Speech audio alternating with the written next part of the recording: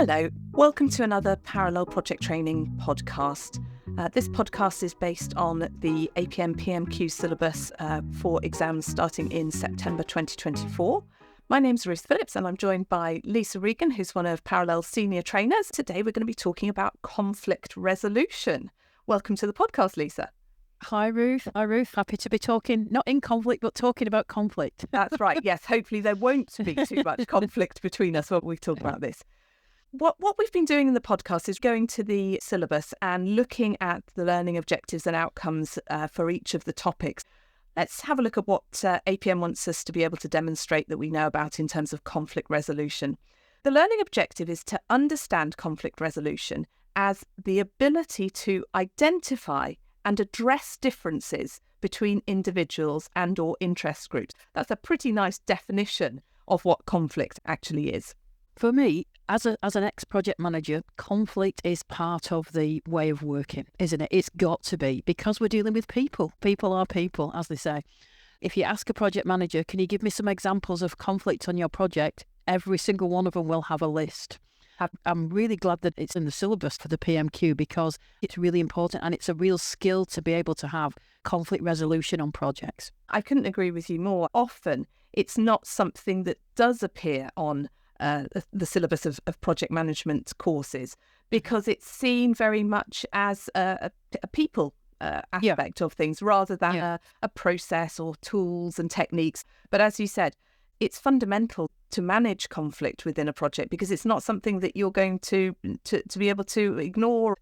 Yeah, absolutely. The whole project environment has bigger picture conflicts. I was thinking about this before we started recording, and we often talk about the tension between projects and business as usual. Right. That can actually contribute to conflict on a much bigger scale. It's not necessarily about an individual against another individual within a project, but actually the whole project environment and its need to deliver change conflicting with the repeatability, the process-driven business as usual environment. That's quite interesting as well. Yeah, absolutely. Let's have a look at these learning outcomes then. So the first one is that we've got to know the sources of conflict within a project. So what would you say are the major sources of conflict within a project?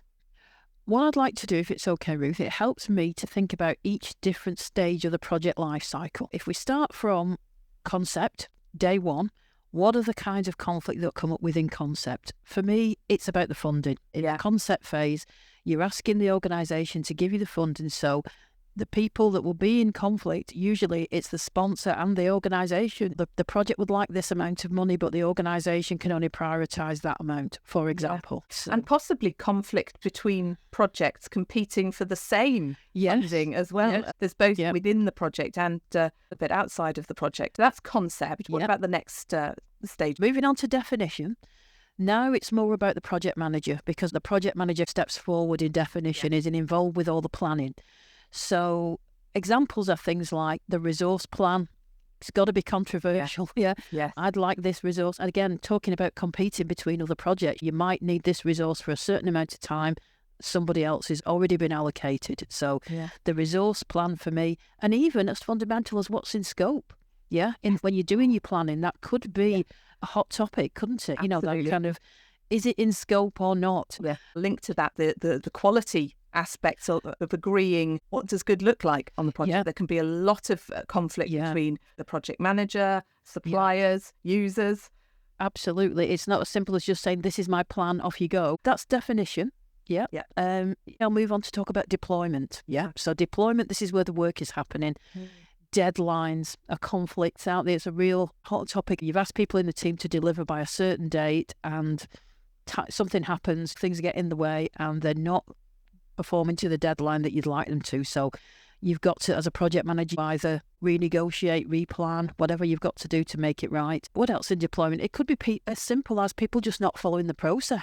In deployment, you'd come into conflict because, again, taking it back to quality, then they wouldn't be delivering the level of quality that you'd need them to. It's interesting, as we've moved through those stages, who the conflict between is changing. We started off where it was high level, sponsor level, and the conflict with the sponsor, but now within the team, the users, that kind of conflict. Yeah, absolutely. When we get into transition, when we've done all the delivery, it could be things about those acceptance criteria. When the users are saying, actually, that's not what I wanted, or actually, you haven't delivered time, cost and quality that I was looking for, they might not accept what you're delivering. So conflict's going to happen then. Absolutely. So it's moving from the project manager and the team in deployment to the project manager and the users in transition. Yeah, that is where a lot of conflict arises, because we've gone to our best efforts within definition to really pin down quality criteria and to really to understand the requirements.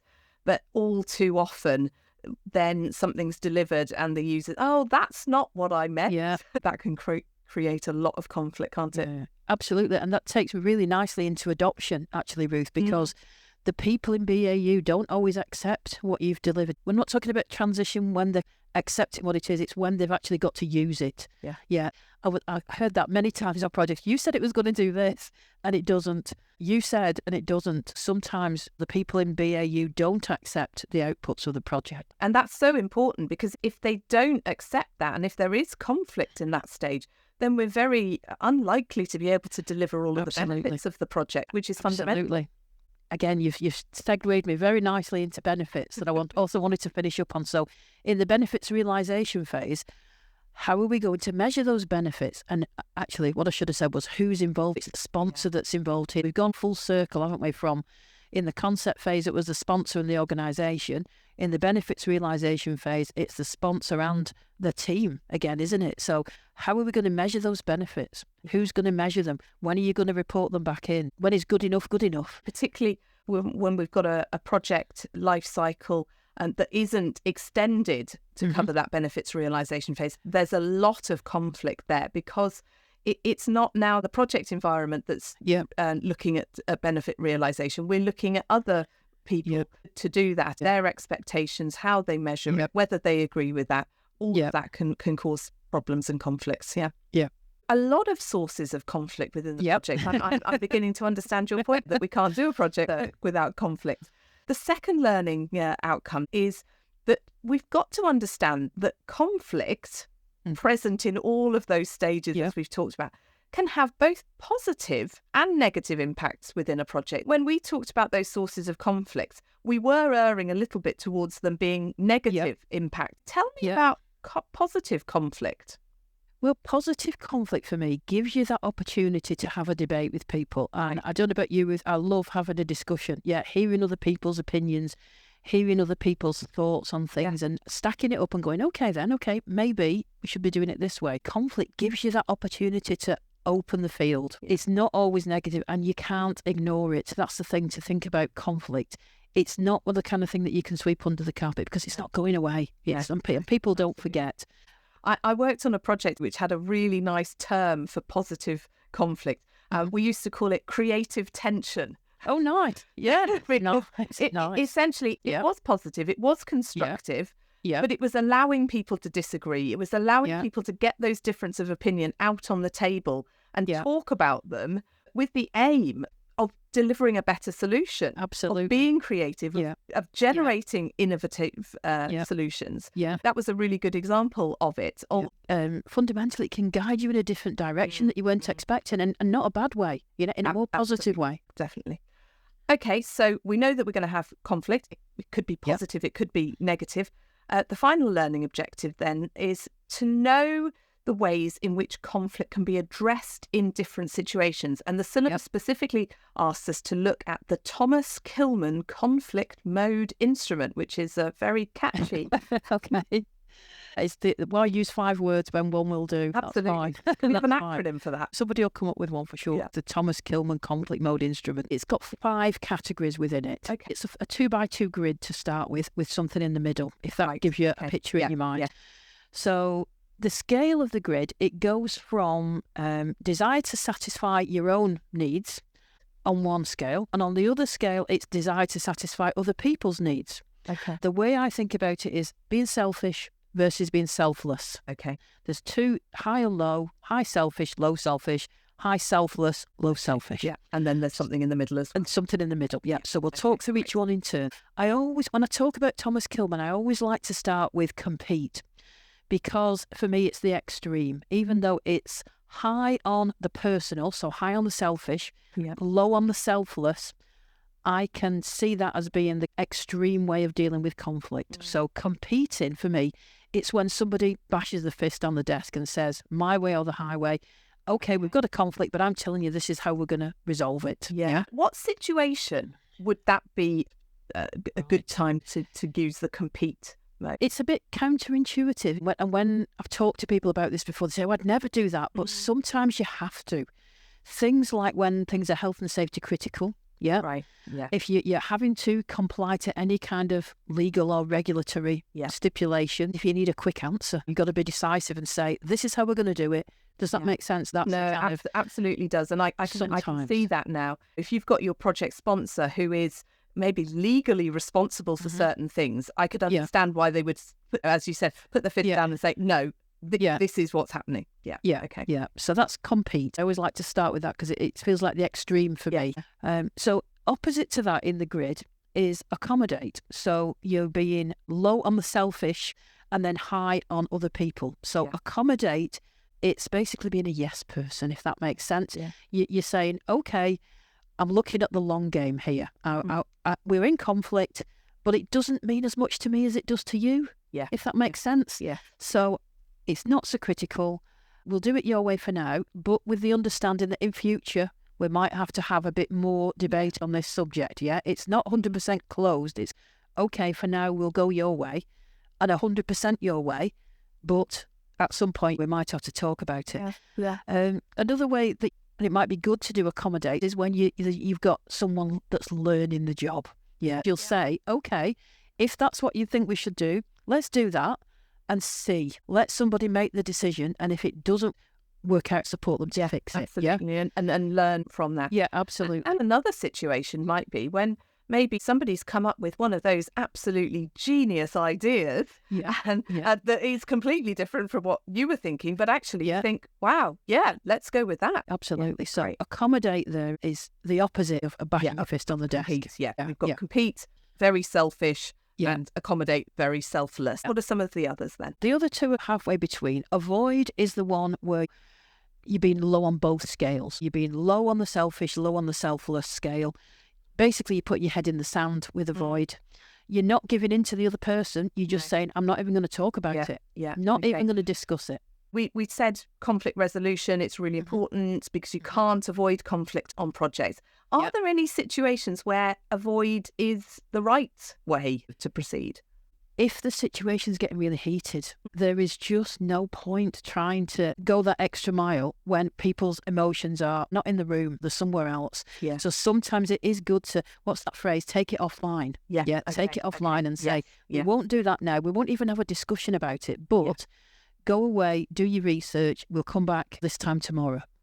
So it could be a temporary avoidance. Maybe it's kind of get the right vibes going. That's it. Making sure that people are in a better headspace to be able to talk about things. But for the moment, say, no, we're not. That's it. I think of it as kind of kicking the can down the road, if that makes sense. There will be a debate. It just won't be right now. So we've done compete, accommodate, avoid. What's the last one in the grid? So the last one in the grid, and again, I like to do it as last before we get to the middle, is collaborate. So the long-term goal is to collaborate. You're thinking of other people, but you're also thinking of yourself. Okay. And so I think the win-win. This is the win-win. So it's the long-term goal in any kind of negotiation or conflict. It's the long-term goal. However, it takes time and effort to get to this collaborative way of working. It's not an overnight solution. It's not something you can flick a switch and say, we've done it, we've agreed. It takes time and it takes trust and it takes openness. I was just about to say to you, I bet that takes a lot of trust there, and trust that actually by working together, you're going to get the right solution. Yeah, absolutely. So we've gone around the 4 quadrants of the Thomas-Kilmann. The one in the middle is compromise. We would all like to collaborate, but in the real world, we usually end up compromising. If time is a pressure, you could come to a compromise. You mentioned, Ruth, about collaborate being win-win.